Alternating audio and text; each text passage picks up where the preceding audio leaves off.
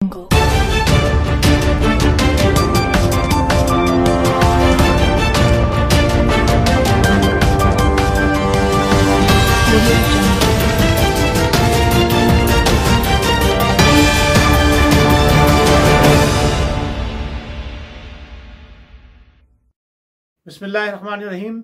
अस्सलाम वालेकुम वरहमतुल्लाहि वबरकातुहू। नाज़रीन, मैं हूं आपका मेज़बान एम एस असर कुरैशी और आपके पसंदीदा प्रोग्राम बाउनवान आपके सामने लेकर हाजिर खिदमत हूँ। नाज़रीन, AQ ग्लोबल टीम का ये प्रोग्राम आप यूट्यूब पर समाअत फरमाते हैं, यूट्यूब पर आप देखते हैं और अपनी आरा से भी हमें नवाजते रहते हैं। पिछले प्रोग्रामों को आपने पसंद किया, मैं बहुत शुक्रगुजार हूँ उसका। मुझे उम्मीद है कि ये प्रोग्राम भी आप पूरा देखेंगे और इसको भी पसंद फरमाएंगे। नाज़रीन, मेरा वतन पाकिस्तान, मेरी आन, मेरी शान, मेरी पहचान, मेरी जान। पाकिस्तान पाकिस्तान पाकिस्तान का मतलब क्या? ला इलाहा इल्लल्लाह। नाज़रीन, ये वो वतन है जो 73 साल आज़ादी के गुजर जाने के बावजूद अब तक ये तय नहीं कर सका कि अदलिया, आला अदलिया की अख्तियारात क्या होंगे। जी, मेरा इशारा सुप्रीम कोर्ट के दो ग्रुपों के दरमियान है। सुप्रीम कोर्ट के जजेस जो दो हिस्सों में तकसीम हो चुके हैं, आपने देखा होगा कि माजी में भी ऐसा ही हुआ। और जब सुप्रीम कोर्ट में जजेस ग्रुप बना लें, यानी ग्रुप बंदी, यहां जो इंसाफ फराहम करने वाले हैं, जो आला अदालत है पाकिस्तान की सबसे बड़ी, वहां पर भी पसंद और नापसंद और ग्रुप बंदी, हुकूमत की फेवर में, हुकूमत के मुखालिफ, ये सिलसिला जारी है। तो फिर आम आवाम का या छोटी अदालतों को क्या कहना। नाज़रीन, 73 साल गुजरने के बावजूद, बेहतरीन आइन 73 का आइन मौजूद होने के बावजूद हमारे यहाँ उस आइन की पासदारी नहीं की जा रही। और उस आइन की पासदारी क्यों नहीं हो रही, इसके लिए अली अहमद कुर्द फरमाते हैं, जरा गौर से सुनिए। सुप्रीम कोर्ट के चीफ जस्टिस साहब जो है, वो जो हमारा एक बड़ा इदारा है, उसके कमरे में बंद रहते हैं। वो बड़ा इदारा कौन सा है सब जानते हैं। अब इसके साथ साथ उन्होंने ये भी कहा है कि हम जजों की आज़ादी के लिए, अदलिया की आज़ादी के लिए एक बार फिर मुल्क गिर तहरीक चलाएंगे। अल्फाज मेरे हैं, मफहूम गुफ्तगू का उनका है। अब आप ये देखना है कि 73 साल गुजरने के बाद आपने 74वां यौम आज़ादी बना लिया। 74 साल गुजरने के बाद अभी तक आपकी सुप्रीम कोर्ट ही वो बेअख्तियार है। अच्छा, मसला क्या है? मसला बड़ा अहम और बड़ा हसास मसला है कि जब एक मुल्क का इतना बड़ा इदारा जो खुद अपने पैरों पे नहीं खड़ा हो पा रहा या उसको खड़ा होने नहीं दिया जा रहा, फिर बाकी इदारों की क्या बात। अच्छा, सब पहले भी हुकूमतें हुई हैं, मामला गुजरते रहे, हालात बिगड़ते रहे, संवरते रहे, और जो कुछ मौजूदा हुकूमत के अंदर मुसलसल होता चला आ रहा है और तरतीब से होता चला आ रहा है, आज ये इशू, कल ये इशू, ये वाला, वो पिछले 73 सालों में जो चीजें हुई थी वो इन 3 सालों में एक साथ हो गई। एक अदलिया रह गई थी, उस अदलिया को भी इन्होंने जनाब अली मुतनाज़ा बना दिया। अब आप देखिए, सुप्रीम कोर्ट के 2 जज, जिसमें एक बड़े नामवर जज है जस्टिस काजी ईसा फाइज, और उनके लिए बड़ा एक हमारी कौम के हवाले से भी और हमारे वकला के हवाले से भी एक बड़ा बेहतरीन तासुर, बड़ा अच्छा तासुर, पॉजिटिव वे में, कि जनाब अली वो हक और सच के लिए बात करते हैं। उन्होंने एक बेंच बनाया 2 रुकनी। और बेंच क्यों बना?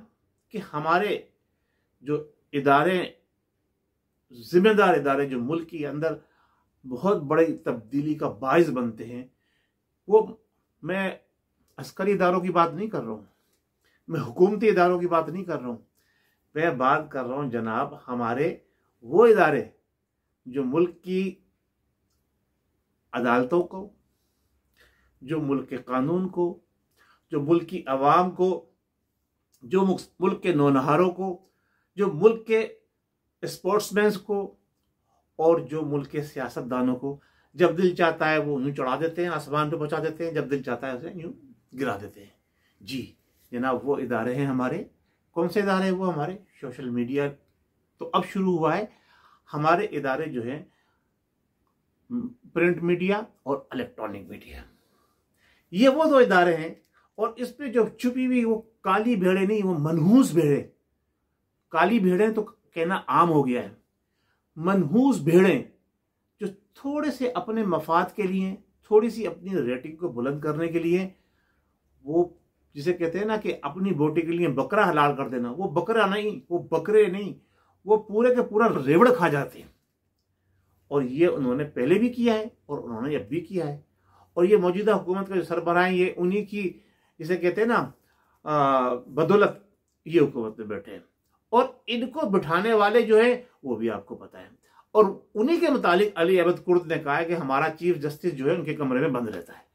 तो अब जब चीफ जस्टिस किसी खास इदारे के कमरे में बंद रहेगा तो फैसले सारे वो होंगे जो वो इदारा करवाना चाहेगा। अच्छा, हुआ ये किस्सा मुख्तसर करके मैं बात को आगे बढ़ाता हूं कि हमारे जो है कुछ साफी हजरात ने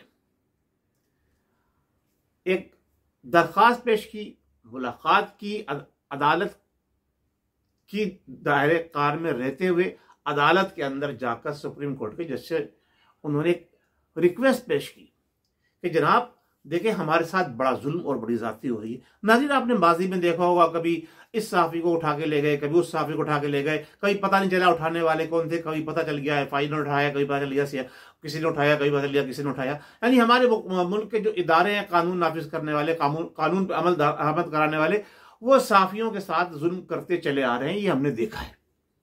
और कभी सहाफी भी उनके साथ मिलकर बड़े गेम खेलते हैं।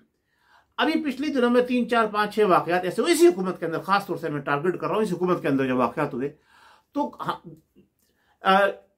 उन साफी हजरात ने वहां जाकर जस्टिस ईसा फाइज के सामने अपनी जनाब अली रोना रोया कि जनाब अली इस्लामाबाद हाईकोर्ट भी ये कह चुका है कि जनाब अली FI जुल्म कर रही है और साफियों को गलत उठा रही है और उनके खिलाफ बात कर चुका है, लेकिन कोई सुनवाई नहीं है, लिहाजा हम आपके पास आए, हमारी दाद रसी की जाए।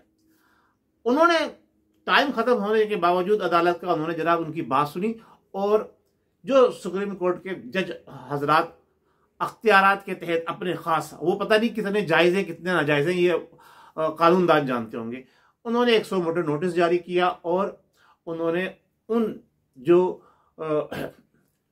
शिकायत कुंदा थे उनको उन्होंने 26 तारीख को जनाब अली 2 रुकनी बेंच बना के 26 तारीख को उन्होंने जनाब अली बुलाया, और मुतल्लका वो तमाम इदारे जिसमें हमारे हर डिपार्टमेंट के लोग हैं, FI के हैं, पुलिस के हैं, दीगर जितने भी कानून पर अमल दरामद कराने वाले इदारे, उन लोगों को उन्होंने बाकायदा नोटिस जारी करवा दिया, अखबारात में दे दिया कि 26 तारीख को आपने तमाम रिकॉर्ड के साथ हाजिर होना है।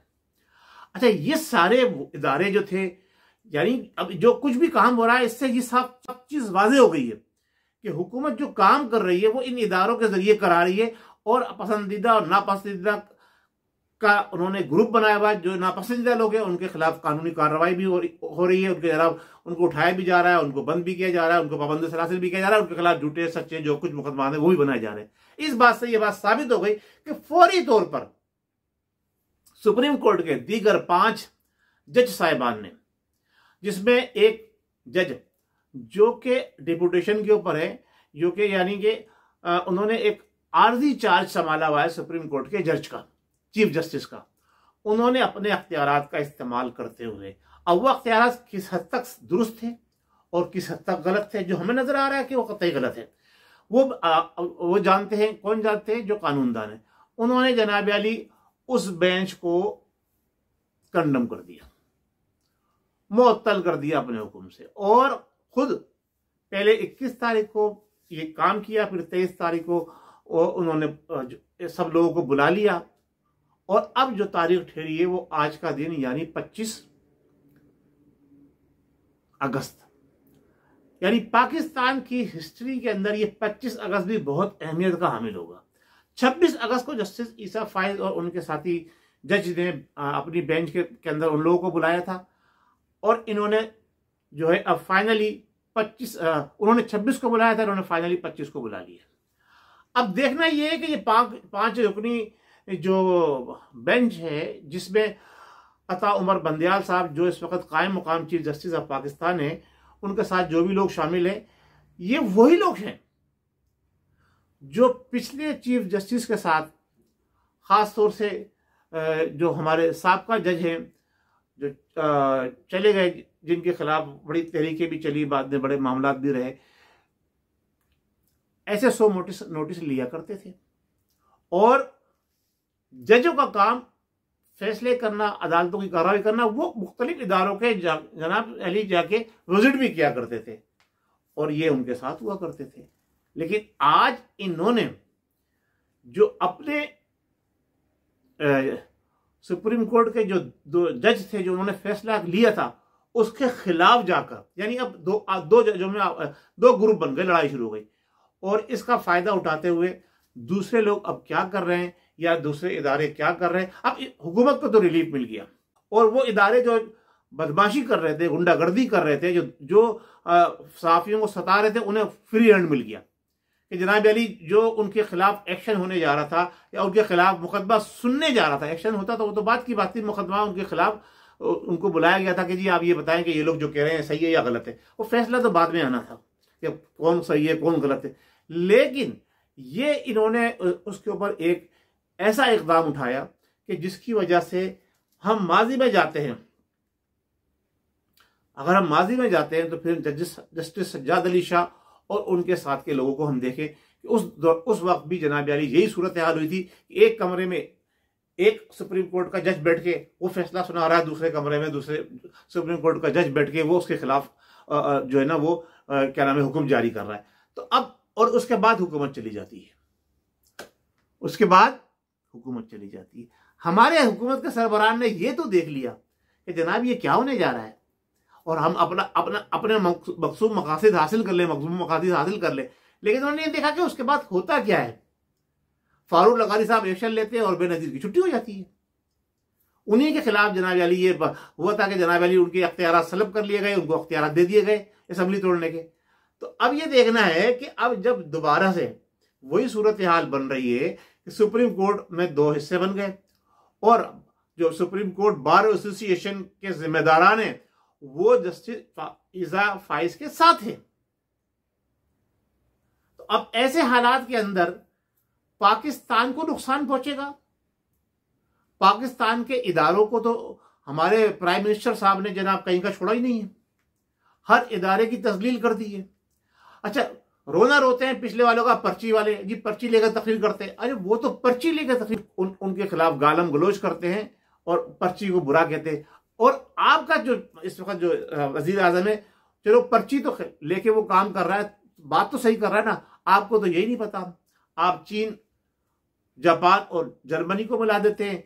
कभी आप जो है ना वो पाकिस्तान की अवाम के अंदर 32 करोड़ अवाम के अंदर आप जो है ना वो 32 करोड़ अवाम के अंदर आप जनाब अली वो चेक तकसीम कर देते हैं, 12-12 हज़ार तकसीम कर देते हैं। यानी कहीं किसी का सर है ना किसी का पैर है। और सबसे बड़ी और अहम बात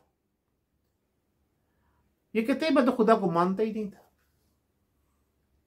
नाउज़ बिल्लाह, अल्लाह ताला माफ फरमाए। जब आदमी खुदा को मानता ही नहीं था तो अब ऐसे ना है नाकारा शख्स को जब हुकूमत जिन लोगों ने दिलवाई है तो जाहिर सी बात है, कुर्द साहब की बात बिल्कुल सही है कि आज से नहीं, इस हुकूमत में नहीं, माजी की भी तमाम हुकूमतों के अंदर हमारे जो चीफ जस्टिस साहिबान है वो एक खास इदारे के मातहत रह के फैसले करते रहे और काम करते रहे। इसीलिए पाकिस्तान आज तक तरक्की की वो मनाजिल नहीं हासिल कर सका जो उन्हें करना चाहिए। इंसाफ आवाम तक नहीं पहुंचेगा, तरक्की और खुशहाली मुल्क में नहीं आएगी। हर मुल्क दुनिया के अंदर देख लें जहां पर इंसाफ, अभी हाल ही की बात देख लें, 4 दिन हुए, आज 5वां दिन है, कहां तालिबान ने अफगानिस्तान का कंट्रोल संभाला है। उन्होंने एक गुरु के एक ऐसे शख्स को पकड़ा जो बच्चों के अगवा, उनके रेप में मुलव्वस था। 5वां दिन है आज, उनके पास इतना पहले से होगी, जो भी कुछ होगा उन्होंने पकड़ा, तीसरे दिन उसको सजा दे दी गई। अब आप ये बताइए कि अभी बाकायदा तौर पर तालिबान की हुकूमत का ऐलान नहीं हुआ है, सजा पे अमल दरामद 3 दिन के अंदर हो गया।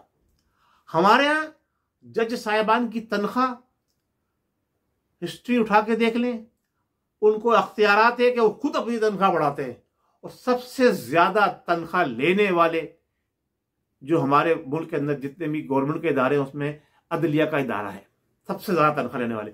और सबसे ज्यादा छुट्टियां लेने वाले गवर्नमेंट के इदारे के अंदर अगर कोई इदारा है तो वो भी अदलिया का इदारा है। तो ये लोग क्या काम करेंगे, क्या मुल्क को इंसाफ देंगे? सबसे ज्यादा छुट्टियां लेते हैं। अब एक गरीब आवाम, गरीब आदमी, एक टीचर, एक आम गवर्नमेंट के मुलाजमीन से आप दुगनी छुट्टियां लेते हैं, तनख्वाह भी दुगनी लेते हैं, फिर भी आप इंसाफ नहीं फराहम कर सकते। तो इसका मतलब क्या है कि आप अंदर से तो मुसलमान हैं ही नहीं, आप बज़ाहिर भी कोई ऐसा काम नहीं करते जिसमें मुसलमानियत या इस्लामियत जो है नजर आए।